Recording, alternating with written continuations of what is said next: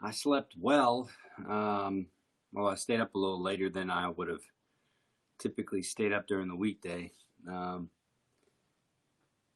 anyway, watching the debate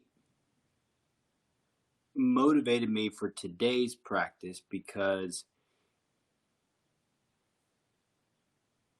one of the things that is unique about the human experience is something called interpolation. And what interpolation means is that we can't help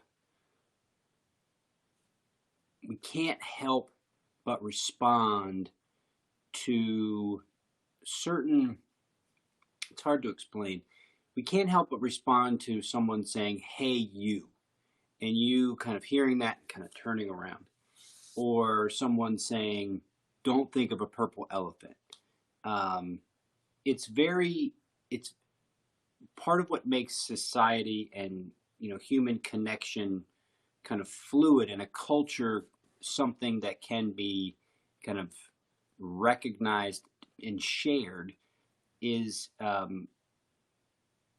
understanding each other, and not just understanding each other, but having a mental connection that we can kind of get into a flow. So there's like a flow that develops around communication.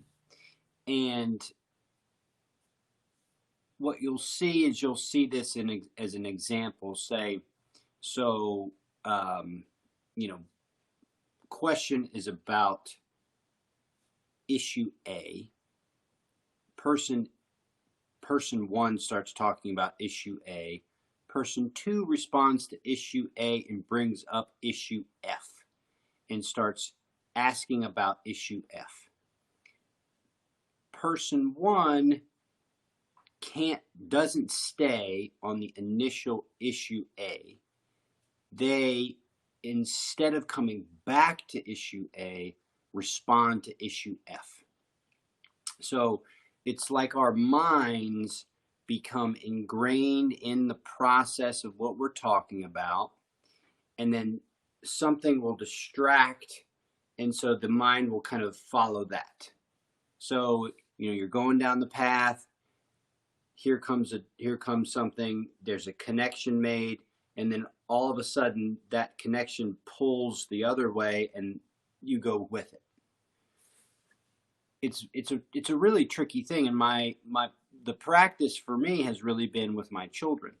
Not my 4-year-old, but my 7-year-old. My 7-year-old will just start hammering me with questions. She'll start asking me this, she'll start asking me that. And what I've started to do is, she'll ask a question and I'll respond with something that is, it's nonsense, but at the same time it has the flow. It has all the steps of communication. It has all the body language of communication. It has all the nonverbal communication, and it even has some semblance of cohesion. The statement has some semblance of cohesion, but it doesn't make sense.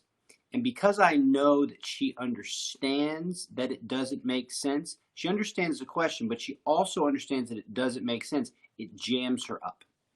It messes up her flow. So that's what I'm talking about here when I say, how many chickens are in a flock of turtles? You see that?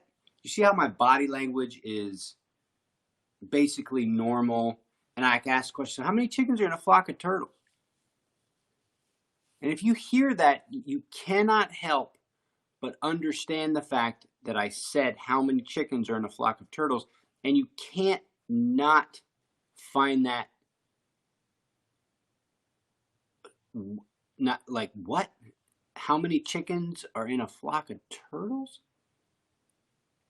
It causes a jam up. How many chickens are in a flock of turtles? How many chickens are in a flock of turtles? Man, what's the big deal? I'm just asking how many chickens are in a flock of turtles. And if for you to try to respond to that, you only have a couple options. You can make yourself look weird and say, oh, there's 10 chicks. You could actually know if you did it really smoothly, you'd be like, I think the latest research says there's probably about 35 pieces of ham in a flock of turtles, maybe. You know what I'm saying? 35? I don't know. I read something about there's like there's some kind of special jet stream that moves through the dirt that impacts the flocks of turtles when they're in the microwave. Is that accurate? Does that make any sense? Anyway, the flock of, if you want to talk about a flock of turtles, we can talk about the game on Sunday. If you want to talk about flock of turtles. But I was playing with my football bat, and you see what I'm saying? When you attack mental armor by being able to detach a sense of you detach sense from statements. So that's another way to look at attacking mental armor. You detach the sense from the statement. So there's statements, there's body language, there's gesture, there's facial expression, but it doesn't make sense. And what happens when that works is that the person cannot help but go there. They can't. And so if you're able to recognize that you're not your mind, you're not your body, you're not the words coming out of your mouth, you're behind that, you're the awareness of the words coming out of your mouth, you can shift this in pretty quick order, and you can cause disruption in the other person's flow. How many chickens are in a flock of turtles? You can't answer that question. It's not an answerable question because it doesn't make any sense. Because it doesn't make any sense, it can be used as a way to disrupt flow. It totally disrupts flow. It gives a kind of a bump to someone's mind, and they cannot help it. They cannot help it because they understand it, and the second they understand it, they don't understand it. And so it's a total disruption to the circuitry of their brain. It may not last very long, but to be able to put it out there and then kind of move and then adjust is very effective. It's very effective. So that's how you attack mental armor. You attack mental armor with how many turtles are in a flock? How many chickens are in a flock of turtles? As I say that, it makes me think about the Zen koans. So a koan is something that they would use in Zen to kind of help people recognize that they weren't their thoughts, and that their thoughts and that their kind of intellect could be disrupted. And they'd ask questions that don't make any sense. What's the sound of one hand clapping? That's exactly what I'm talking about. What's the sound of one hand clapping is, well, what's the sound? You've heard statements like that before. You can understand that. One hand clapping.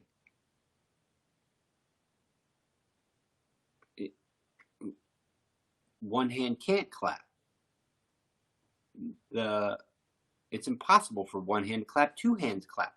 You say this to a kid who's learning in school, and they're like, this is stupid. You can't answer that question. But that's the point. And I didn't understand this most of my life. I didn't understand the value of a koan. I didn't understand interpolation. I didn't understand, I didn't understand that it wasn't my mind. So, it didn't make any sense to me, but it makes perfect sense now. And I do it all the time with my kids. That's not true. I don't do it all the time because it's disconcerting. It's like, wait, what? What did he just say? How many chickens are in a flock of turtles? What the hell is he talking about? It can cause, if you do it in a mean way, it can cause people's anger to get going. And what you want is you want a little bit of that. You don't want a lot of anger. You want a little bit. You want a little bit of that. What? It's like a jab, right? It's like a jab. It causes you gotta move. You gotta adapt to the jab. And the reason why you'd want to do that is to set someone up, or to kind of get someone off their flow. And it's very effective. And the reason why it's effective is because you can't not hear the words. It's kind of like you look at a word and you can't not read it. Like you can't look at the word Ben King at the bottom of this, or Restream in the corner, and not read it. You can kind of not focus and keep it blurry. But if the words show up, because you understand how to read English, you can't not read the English. This is a thing that gives us a form of an ability to communicate with each other that's really wonderful. We can get into flow and mimic and mirror and all this kind of stuff, but it also is a weakness, and that weakness can be exploited. So that's how you attack mental armor. So let's go into a practice, and then we'll finish up. So in the Art of Peace, the stanza is read: move like a beam of light, fly like lightning, whirl in circles around a stable center. I've adapted that to be how to attack mental armor. And so what you're doing when you're in an argument. So like, say, go back to the debate last night. The president uses all kinds of tactics to disrupt normal flow. And most politicians use intellect and reason to argue with each other. But the president uses a whole different kind of flow. And so imagine an hour and a half of how many chickens are in a flock of turtles and what that would look like. So there would be a stable message, and then there would be this kind of quick movement, this very quick kind of detaching from whatever's being said and attacking with these kind of mental attacks. These mental attacks would take into account the fact that English is understood, but there would be these turns of phrase that would trip up. It would trip up the flow. And typically what trips up flow is when you get into people's heads. And what that really means is you get into people's spirit, their sense of like, I don't know what they're going to say next. It's very much kind of like warfare, right? You know how to get people off their flow. And once you've done that, if you've done that enough so that the person loses a sense of confidence, that's what makes good conversation, is you begin to be confident in the flow of the conversation. But if you're in a conversation and you keep interjecting these attacks on sense, right? It's not just nonsense. It's not just gibberish, because then the person can just be like, yeah, I can't talk to you. It has to have slanted sense. That's why the how many chickens are in a flock of turtles has sense. It has a slanted sense, right? So that's what kind of whirling around, striking quickly. And if you do this enough, it will totally disrupt the person's confidence in their flow, their energy. And that's really what gets going. That's part of the reason why the president likes to rallies. He doesn't have to say anything that actually makes sense. He just has to say enough sense that people can feel the energy. And then he starts to ride the energy, and then he gives the energy out, and then people ride the energy. It's really not that complex, other than most people have no understanding of this at all. Just like most people have no understanding at all that they're not their minds and they're not their bodies. They maybe understand it intellectually and have read about it, but in the actual moment themselves, they're more often mindless. They have no idea what they're doing in a conscious sense, and more that they're just inside of rhythms. And that's what culture is. Culture is just these rhythms that are kind of obvious. And they're not obvious as, oh, I'm in a cultural rhythm. It's obvious in, like, a fish is surrounded by water. It's obvious. It's so obvious that the fish doesn't even notice it. That's what's called ideology. That's another thing to talk about some other time. But anyway, I'm going around and around here. But I'm gonna end up rewriting these stanzas under Armor Down. I'll have my own interpretations. So, don't worry about that some other time. All right. So get yourself comfortable. What cues you to comfort? Are you aware of this now? Do you know what cues you to comfort? Do you know what kind of things you like? Are you able to tell them to people? Could you talk about it? You need to know your cues, okay?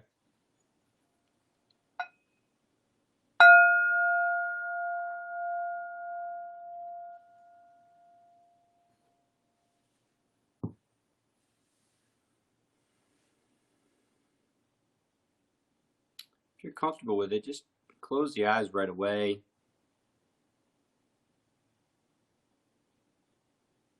And just shut down the eyes.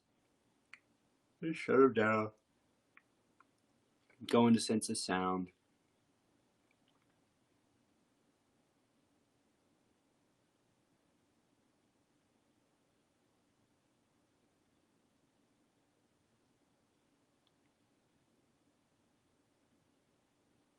Touch. Maybe temperature, breeze.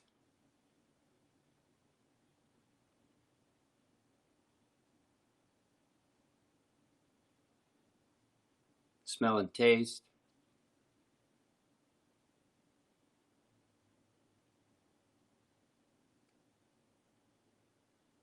And just get 2% more comfortable if you can.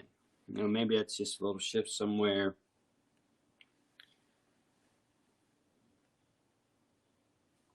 Let's move into second bell.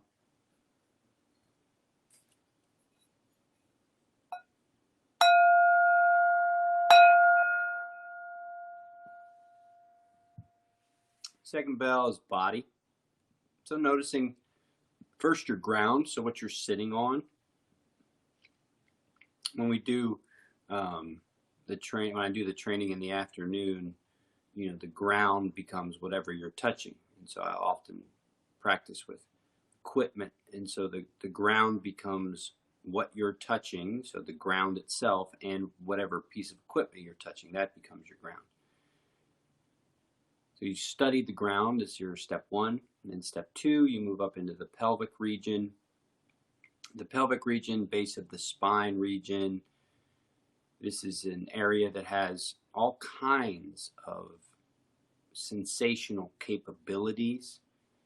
And you also notice it as the base of your spine. So, you know, when you set this place, it's like you're setting the base, the foundation for everything else. So take your time, interact with it. Maybe shift a little bit, shift right, shift left, maybe some forward, back actions. You know, whatever feels right for you. It's your call.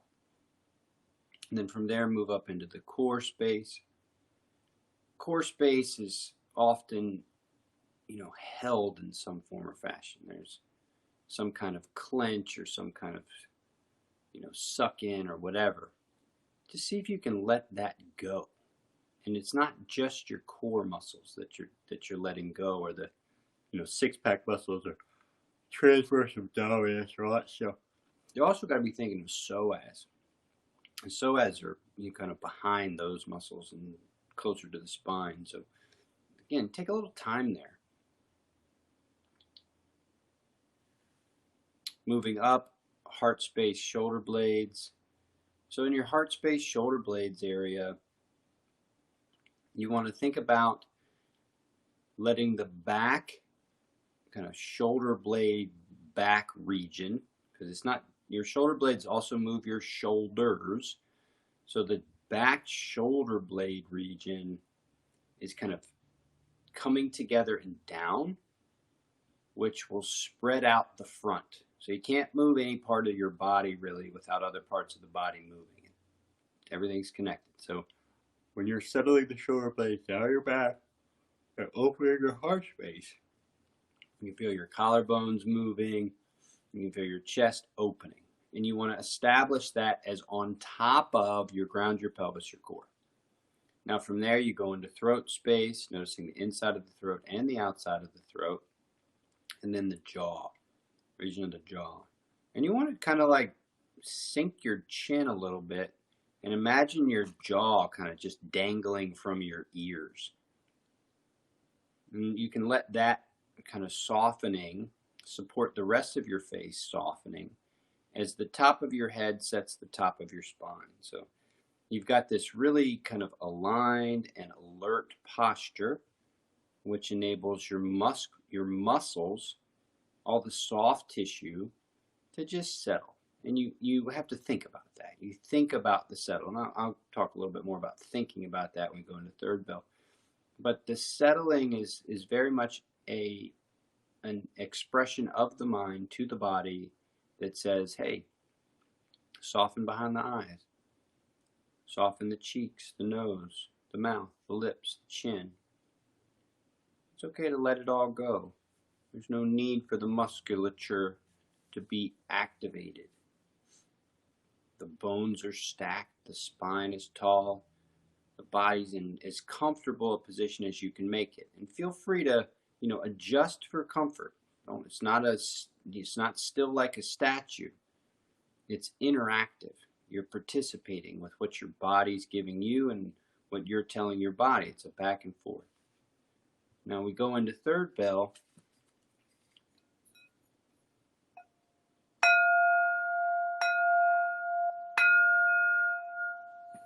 Go into third bell, it's now interacting with your breath. So just notice your breath as a baseline. How's it going?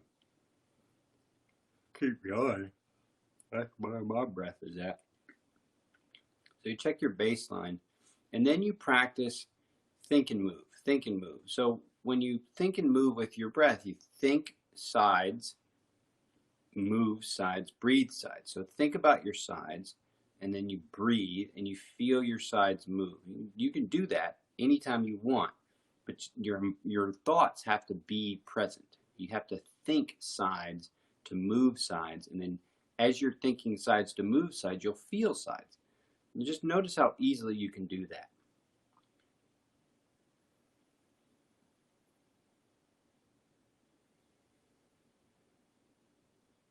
Now think front and back, move front and back, breathe front and back.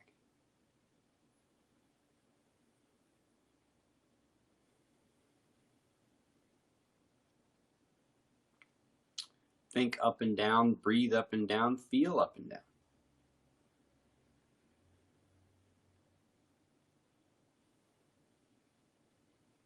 Now all three. So notice all three parts while you're breathing.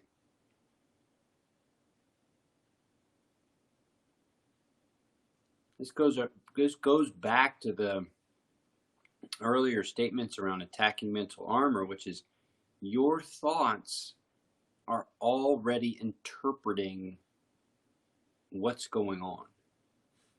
You're already experiencing interpretations about life around you that you're not even aware of. It's what your subconscious is doing.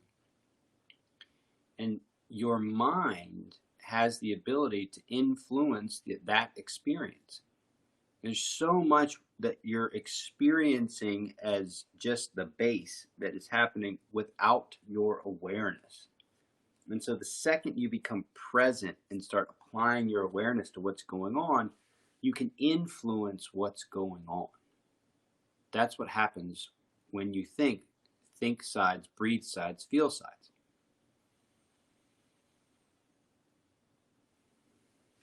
And this is what sets up fourth bell. So let's go through fourth bell here.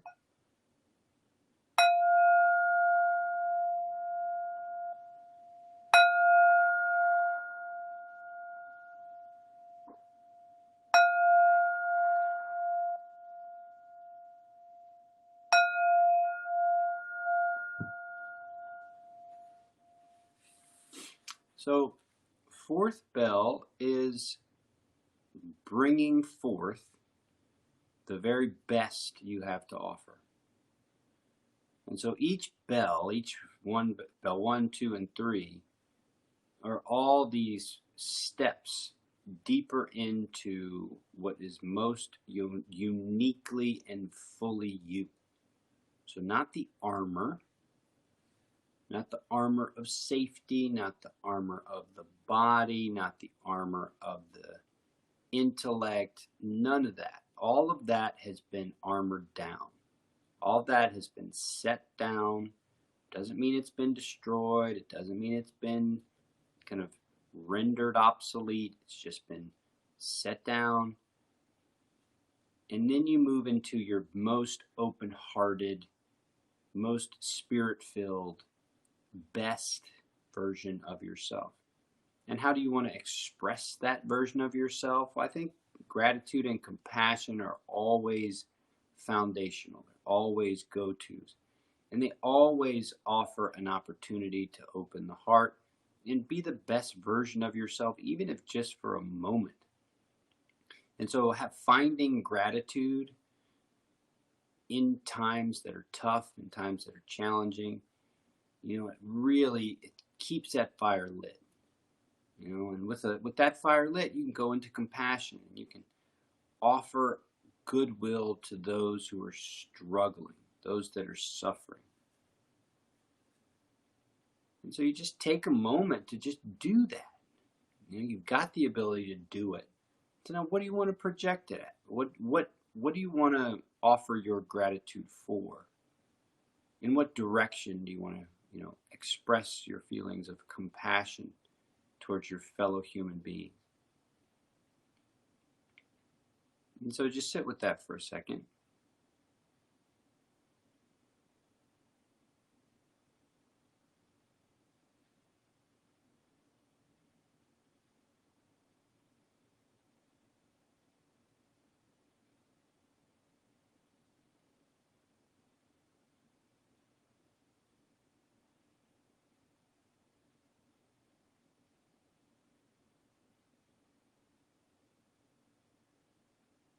And then be conscious about ending. So I always do 2 breaths to end, and the second exhale finishes the practice. So do that.